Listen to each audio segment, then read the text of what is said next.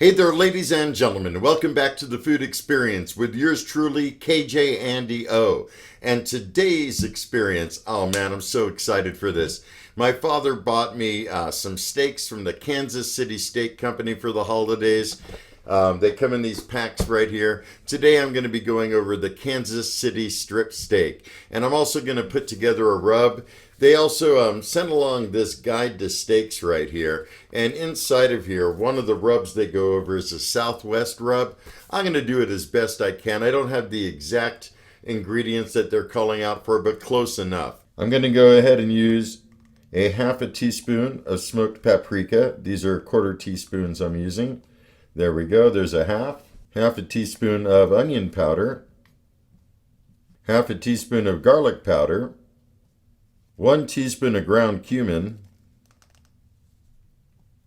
1 teaspoon of chili powder. They recommend 2 teaspoons of sea salt. I have Himalayan pink salt, and I'm just going to guesstimate because it is a grinder and no real easier way to do this, so looks like a decent amount. And also they recommend 2 teaspoons of black pepper.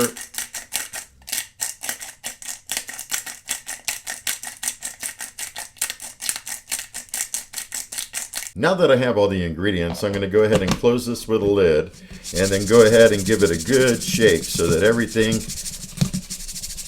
is mixed in together quite well. Now that it's mixed up, I'm going to go ahead and put it in this little dish, and that definitely looks like it's been blended up quite well. All right, we're going to try this again, round 2 for me, because I did this yesterday, and I cooked the steak a little bit too much. Nice cuts of meat, good marbleization. This one I may have left out a little too long. There's a little bit of brown going on. Not too bad, though. But I have the same spice mix that I fixed up yesterday. There it is. And let's go ahead and rub it on. And I like to lay it on pretty heavy because I like a nice seasoned steak. One that I don't have to use steak sauce on because it's got like already good flavor. And there's some people that disagree and say they don't use rubs, but for me, it's what I absolutely enjoy. Go ahead and pat that in, spread it around.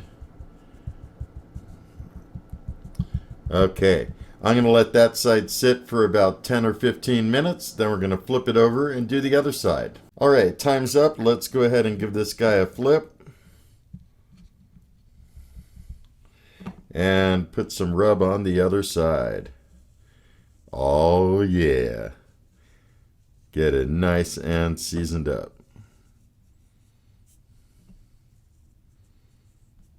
Little rub and pat down. And I'm going to let this sit probably for about 10 minutes. And then we'll throw it in the air fryer, 400 degrees, 5 minutes aside should do it. I'll be right back with you. And let's go ahead and throw it in. I got 5-minute mark on the counter. Middle shelf for air frying. So I'm air frying 5 minutes, 400 degrees. After that, I'm going to go ahead and flip the steak over and we'll do another 5 minutes. Should set it right about perfect medium. All right, time is up. Let's go ahead and remove it.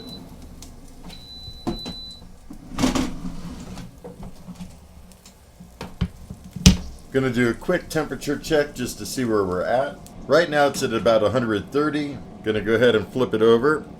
All right, let's go ahead and throw it back in. Air fry. Set it for 5 minutes. I'm even gonna go 4. 400 degrees, and away we go. Check back with you in 4 minutes. Okay, there's 2 minutes remaining, and I'm going to trust my instincts because looking at it, it really looks like it's probably done, and I really don't want to overcook it. So let's go ahead and turn it off. Go ahead and pull it out. Boy, that smells so good, guys. Let's go ahead and do a temperature check. 140, but it's been out of the oven for, I don't know, 2 minutes. 147, 145, 145. Yeah, it pretty much looks like it's going to be done. So I'm going to let it sit for a few minutes and then we're going to tear into it. All right, let's go ahead and see what we're looking at. I'm going to cut it right here. There was a part that was kind of split here. And let's go ahead and check this out. Oh boy, that cuts through like butter. Oh man, I had to like use no pressure at all. And that looks like a pretty good medium. Now it's hard to tell with the camera because lighting and whatnot, but it is definitely nice and pink in the middle there. Hopefully the camera is doing it justice, but there's definitely a lot of juice. I'm sure you can see the juice there. Let me go ahead and try a piece. Yeah, I barely even touched that. Wow. Oh, that's good. Oh, that's so good. It might even be a little bit on the medium rare side, but wow.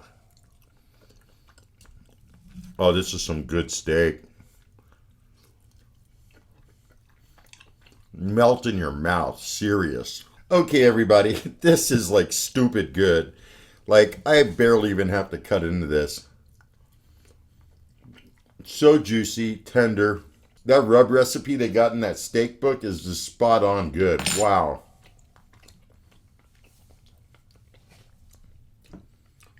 And I really don't think it needs any steak sauce per se, but I'm going to use a little hot sauce. I got this Tia Lupita hot sauce, and it's got like a nice smoky flavor to it.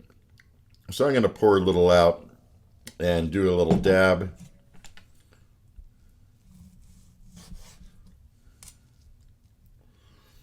This is just totally tender. Mm.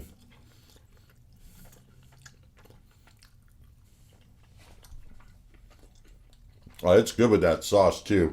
The combination of that sauce with the seasoning works so good. I could honestly say this is one of the best steaks I've ever had. I've dined out at a bunch of different steakhouses before. I never went to like Ruth's Chris or some of the real expensive ones, but I've certainly gone to my share of really decent steakhouses. I'm not talking Black Angus or Outback. I'm talking better ones than that. And this is by far the juiciest, most tender, tastiest steak I've ever had. It's just so good.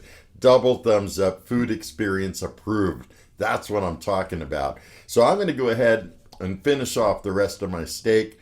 Also, I got some mashed potatoes on the side that I'm not showing you because I'm just trying to see what I could do with the steak and show it to you guys. So, that being said, if you guys have any comments, questions, or concerns, please drop me a line below. I love interacting with you guys. And if you're new to my channel, go ahead and hit that subscribe button. I got lots of good content on the way.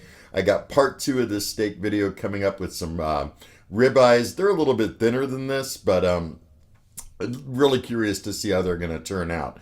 So thanks so much for watching and tuning in, and join me on another experience really soon. I'm KJ Andy O, your food experience host with the most.